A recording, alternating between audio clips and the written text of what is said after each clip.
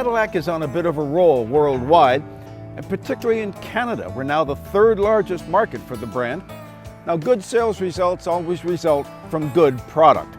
Cadillac's in the midst of a massive product rollout, and the latest example is this XT5, a replacement for the SRX in the luxury compact crossover segment, one of Canada's largest and fastest growing. Now, we've come to not so sunny California to learn more about it.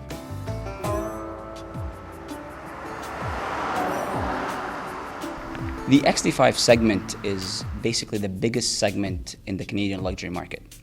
And for us at Cadillac, it is extremely important that we win in that segment. As I just mentioned, the success of SRX will continue with our best fit forward with our all-new XT5 compact luxe SUV. It is one of the fastest growing segments, and we are confident with the launch of XT5 with an all-new architecture, all-new design, new first-in-industry technologies, and interior design that we will win that market back. When we talk about presence, it's really about making sure that the car's got the right attitude on the road. It's what you notice after you see the proportions. It's some of the detailing, like the big bold grille on the front, the vertical lighting, efficiency of inside space versus outside footprint, and really getting that aggressive, planted, athletic stance on the road. And proportions are really about getting the wheels right to the corners, short, efficient overhangs. And then we talk about precision. That's really looking at the micrometers, really, and the details and the craftsmanship and how the thing is put together, and really making sure that we've got some of those little details maybe you didn't notice until you hand washed the car for the very first time.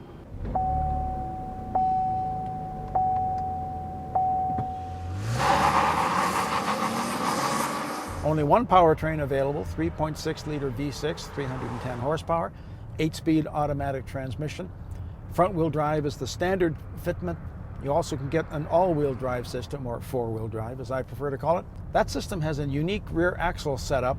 Each half shaft has its own clutch, which can electronically be opened or closed to deliver just as much torque to each rear wheel as it can appropriately use.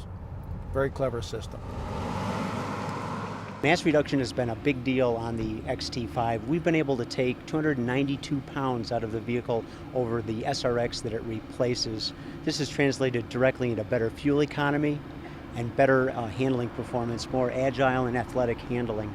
The other notable technology is our start-stop technology. We actually shut the engine off when you're stopped in traffic, city traffic, rush hour traffic, and we can save about a half a mile per gallon in typical city traffic usage. The key to good handling in a lot of cars is to have very little compliance in the rear axle in a lateral sense. This car has a very rigid 5-link rear suspension. We're probably driving the car harder than 99% of its owners ever will.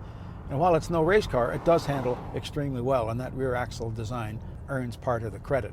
Noise is well suppressed. The car feels good and solid.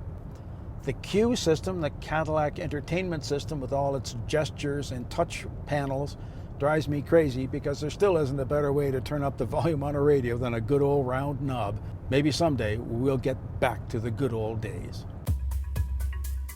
So that's the Cadillac XT5. Now, everybody and his brother wants to play in the compact luxury crossover segment. Audi, BMW, Mercedes-Benz, Lexus, Lincoln, you name it, they've got a car in this particular market. Will the Cadillac succeed?